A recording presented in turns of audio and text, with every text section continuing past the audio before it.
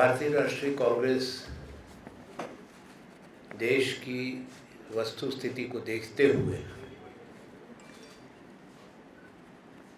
वर्तमान सरकार भारतीय जनता पार्टी की माननीय प्रधानमंत्री जी नरेंद्र मोदी जी और उनके तमाम मंत्री एक प्रचंड प्रचार पर निरंतर रहता है, पर पिछले कुछ दिनों से वो गति बढ़ी है।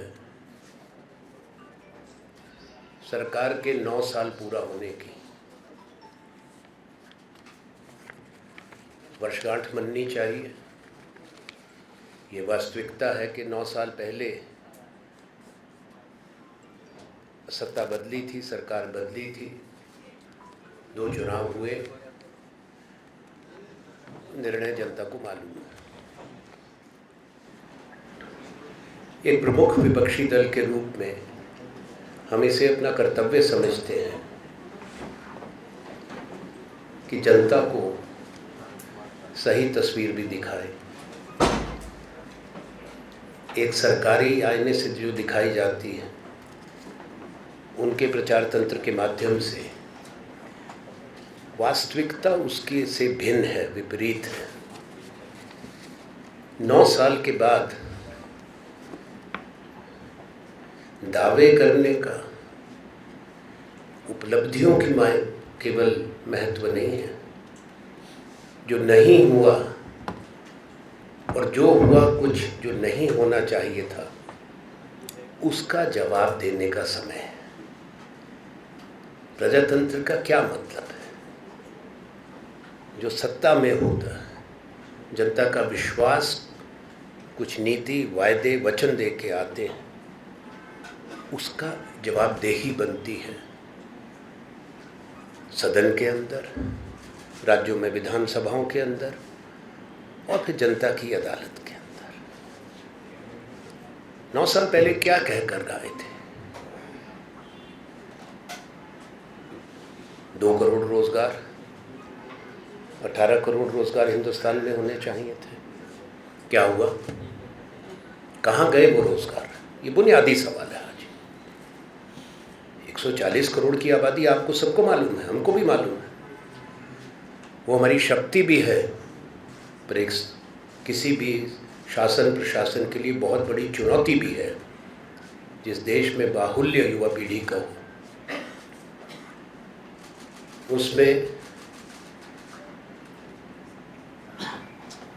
20 और 24 बरस की आयु के बीच, इसको गौर से सुनिए, 20 और 24 बरस की आयु के बीच अनएम्प्लॉयमेंट रेट क्या है, बेरोजगारी का दर क्या है? 42%।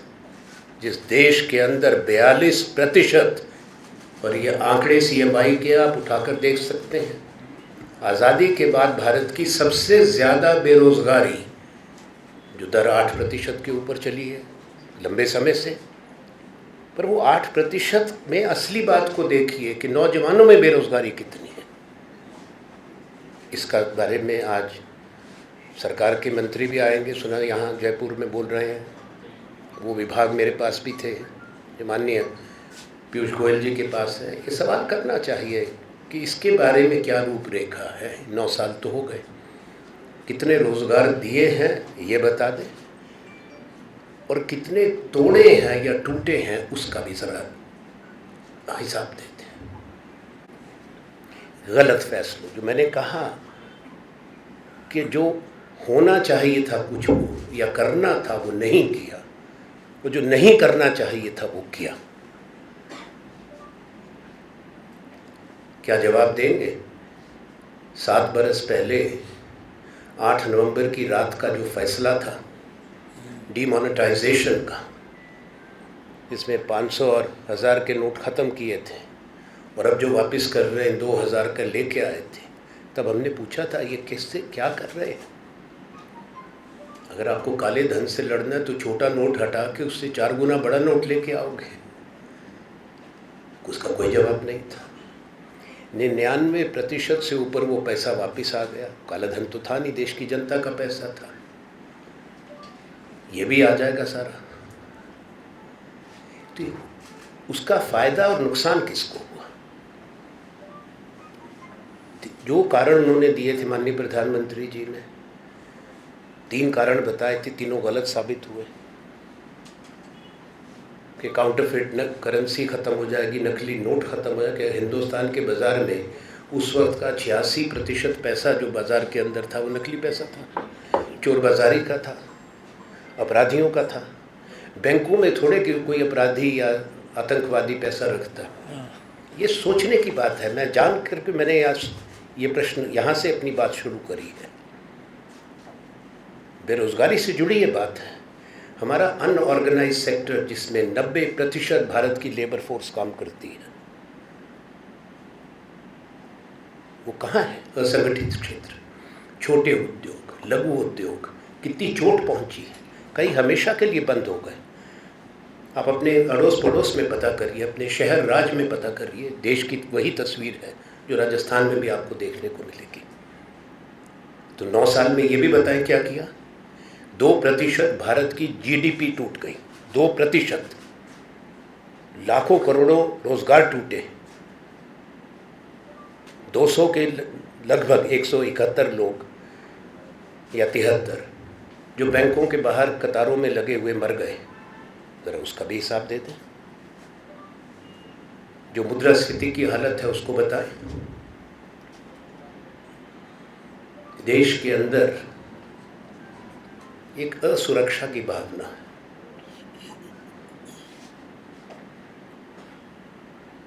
अमृतकाल 2 शब्द नहीं होते।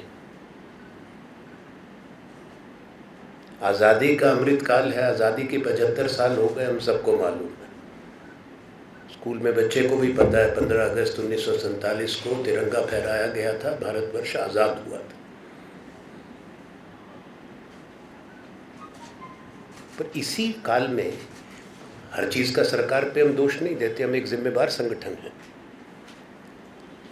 पर इसमें हमने सब कुछ देखा, दुख के दौर भी देखे, महामारी भी देखी, दुनिया ने देखी, पर उसका क्या ठीक ढंग से हम इंतज़ाम कर पाए। दुनिया में सबसे ज़्यादा लोग भारत में मरे।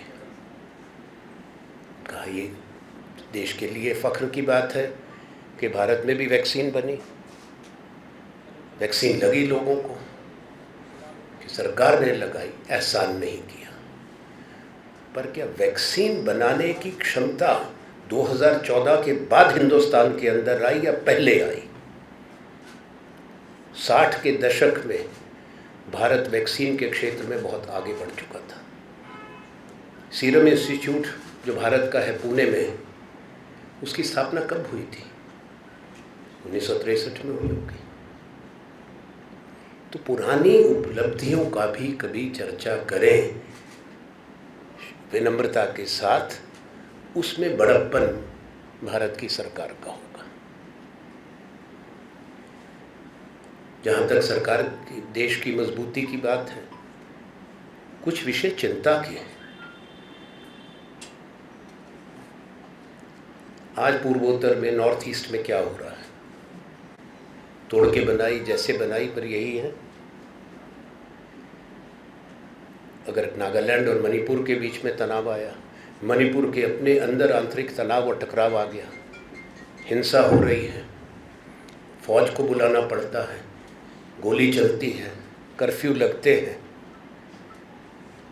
इस पे भी तो चिंता होनी चाहिए। इलाका चीन के साथ लगता है, तिब्बत के साथ लगता है, म्यांमार के साथ लगते हैं। मैं पूर्वोत्तर की बात करता हूँ।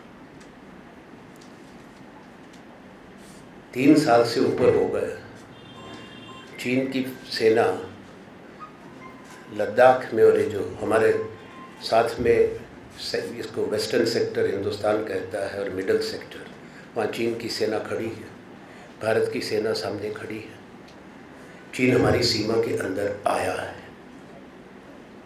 सेना की बहादुरी पर उन्होंने जो बलिदान दिया है, हर भारतवासी को नाज है। ये भारत की फौज है, तिरंगे के नीचे लड़ती है। और हमारा विश्वास भी है भारत की सेना में। पर क्या माननीय प्रधानमंत्री और उनकी सरकार उत्तर देगी कि 3 साल में क्या हालात हैं, सदन में चर्चा क्यों नहीं? हमने तो ये भी कहा था कि विपक्ष के नेताओं को इन कैमरा बुला के आप कृपा करके बता दें, ताकि देश का सवाल है, एक दल का, एक व्यक्ति का सवाल नहीं है। आज तक कोई चर्चा नहीं है। क्या देश को जानने का अधिकार नहीं है? क्या सुरक्षा से जुड़े प्रश्न नहीं है? ये प्रश्न करना क्या देश हित के खिलाफ है? क्या इस प्रश्न को उठाना राष्ट्रहित में है या नहीं? ये मेरा सब सीधा सवाल है। आज आपने संसद बना ली, संसद पहले भी थी, उस संसद से भी इतिहास है जोड़ा हिंदुस्तान का, जिस संसद में आज़ाद हिंदुस्तान ने जन्म लिया। संसद के जिस परिसर में 2 साल 11 महीने 7 दिन बैठकर संविधान लिखा गया, रचना हुई, एक संवैधानिक प्रणाली तैयार की गई, संसदीय प्रजातंत्र देश के अंदर कायम किया गया, वो आज तो नहीं हुआ। वहीं पहली बार मई 1952 में केंद्रीय कक्ष में दोनों सदन मिले थे, राज्यसभा और लोकसभा।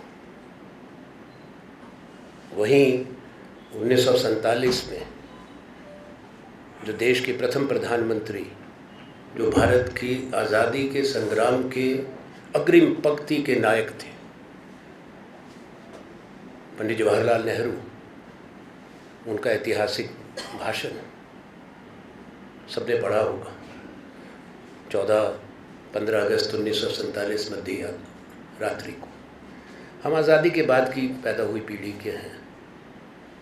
मेरे साथ कुछ लोग बैठे हैं, बहुत कम लोग होंगे जिन्होंने वो समय देखा है, इस देश को बनते भी देखा है, हर दशक में भारत को बदलते देखा है, भारत को तरक्की की, प्रगति की, स्थिरता की, शक्ति की, आत्मनिर्भरता की बुलंदियों पे पहुंचते हिंदुस्तान को देखा है।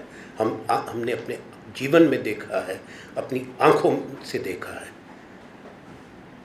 तो आज नहीं है कि हिंदुस्तान की कोई उपलब्धि हुई, पहले के हर दशक की उपलब्धि को, हर भारतीय की उपलब्धि को, हर भारत के साइंटिस्ट की, वैज्ञानिक की उपलब्धि को, हर भारत के शहीद के बलिदान को स्वीकार करना चाहिए। क्या ये सही नहीं है कि 2014 से पहले आपका और हमारा देश एक बड़ी शक्ति था? क्या ये सच्चाई नहीं है कि भारत अनाज के क्षेत्र में, खाद्यान्न में आत्मनिर्भर था? हरित क्रांति के बाद, ग्रीन रेवोल्यूशन के बाद क्या भारत अंतरिक्ष में नहीं गया था? आर्यभट्ट कब गया था? उससे कई दशक पहले इसी राजस्थान की धरती पर प्रथम परमाणु विस्फोट कब हुआ था? मैं उस समय यहीं घूम रहा था, अशोक गहलोत जी के साथ राजस्थान के दौरे पर थे जब पोखरण में पहला विस्फोट हुआ, इंदिरा जी प्रधानमंत्री थी। तो भारत अंतरिक्ष शक्ति भी था, परमाणु शक्ति भी था, औद्योगिक शक्ति भी था, बड़े बड़े संस्थान जिनसे आज भारत को शक्ति मिली, IITs, IIMs कब बने? दुगने भी हो गए थे यूपीए सरकार में, आप भी संसद में रहे। Indian institutes of technology, Indian institute of management, Indian institute of science, Indian institute of nuclear science, Indian institute of space science, national institute of designs, बच्चों के लिए फैशन टेक्नोलॉजी के इंस्टीट्यूट्स, निफ्ट, ये सब हिंदुस्तान में बने हुए थे। और IT के क्षेत्र में भारत बड़ी शक्ति बन चुका था। और वो विजन कि एक बहुत बड़ी जो खाई थी हमारे और अमीर देशों की, वो उसने पूरी करी। जो पहले और दूसरे इंडस्ट्रियल रिवोल्यूशन में, औद्योगिक क्रांति में भारत को तकनीक नहीं मिली, भारत को ही नहीं, अफ्रीका के, एशिया के जो देश पीछे छूट गए थे, हम उसको कहते हैं, हमने उसको ब्रिज किया, उस पर कूद के हम दूसरी तरफ बराबर में जाकर खड़े हुए। जब ये पिछली सदी बदली है, हिंदुस्तान की पहचान एक आईटी शक्ति के रूप में विश्व में हो गई थी, और आज भी आईटी एनेबल्ड सर्विसेज जो हैं इंफॉर्मेशन टेक्नोलॉजी से जुड़ी, उसका 65% दुनिया का हिस्सा आपके मेरे देश के पास है। ये 2014 से पहले का आंकड़ा बात कर रहे हैं। तो ये सवाल सरकार से करना हमारा कर्तव्य बनता। अब अच्छी इमारत बनी, उसमें चर्चा तो होनी चाहिए।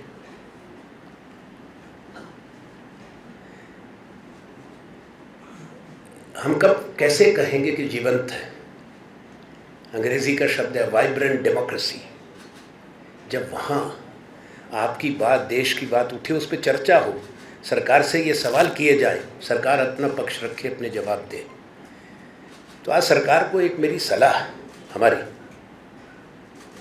अब नई संसद में आप कहते हैं नई शुरुआत, तो कर दो नई शुरुआत। बुलाइए विशेष सत्र,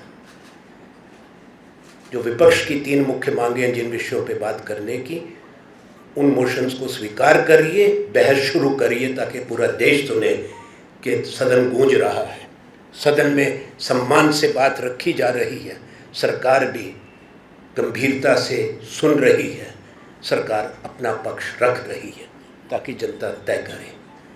केवल भव्य इमारत और कोई बहुत बड़ा जैसा है हो गया, उसके बाद वहाँ होगा क्या ये देखें।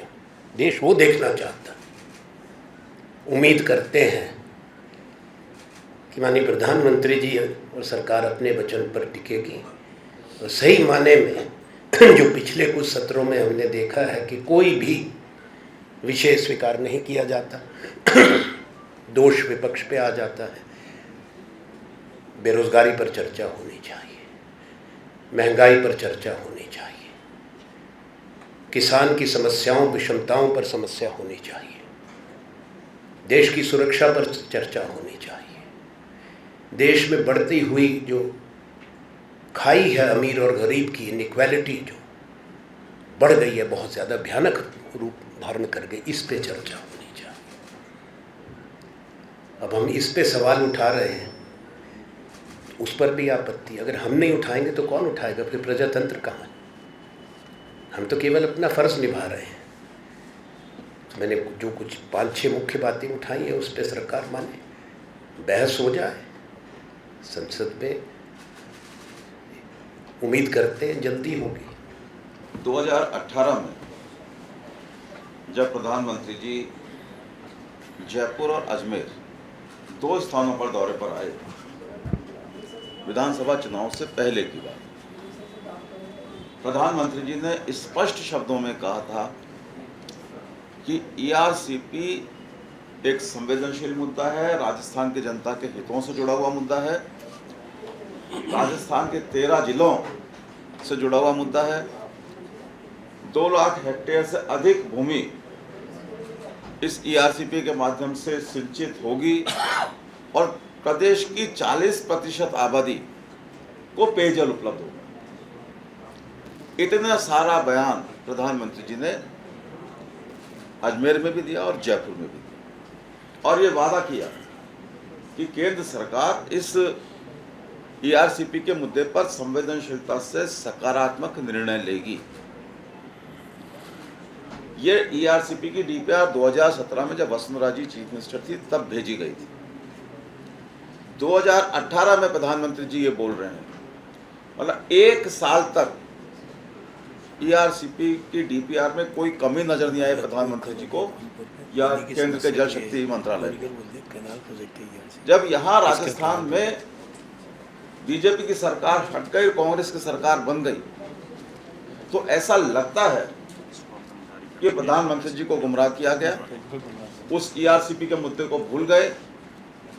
हम तो ये सोच रहे थे कि सौभाग्य की बात होगी राजस्थान के लिए कि जल शक्ति मंत्री राजस्थान के हिस्से बने हैं, वो ईआरसीपी को राष्ट्रीय परियोजना घोषित करवाएंगे, लेकिन उन्होंने उल्टा काम चालू कर दिया।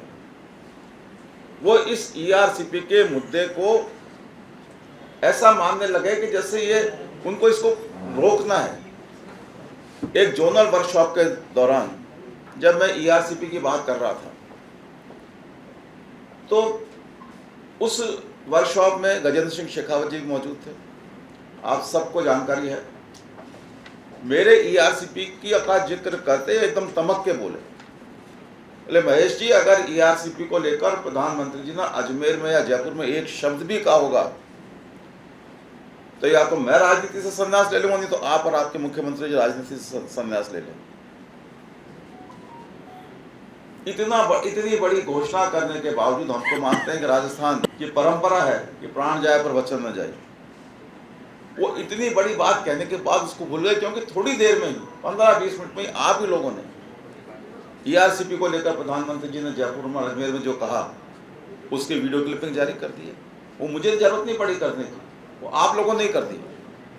और आज तक यह घोषणा करने के बावजूद भी कि प्रधानमंत्री जी ने एक शब्द भी कहा होगा तो राजनीति से संन्यास ले लूंगा, गजेंद्र सिंह जी अब तक मंत्री बने हुए हैं और जहां भी मौका मिलता है उनको वो राजस्थान के हितों के प्रतिकूल बात करते हैं। जेजेएम की बात इसके जोड़ के कहना चाहता हूं, जेजेएम के जो पैरामीटर्स बना रखे हैं, राजस्थान में बहुत काम हुआ जेजेएम में, लेकिन पैरामीटर्स ऐसे बना रखे हैं कि राजस्थान का काम दिखे ही नहीं, बल्कि ऐसा लगे कि राजस्थान बहुत पिछड़ रहा है। कुल मिला के मैं ये कहना चाहता हूँ, आपने ईआरसीपी की बात की, हमारा स्टैंड क्लियर है।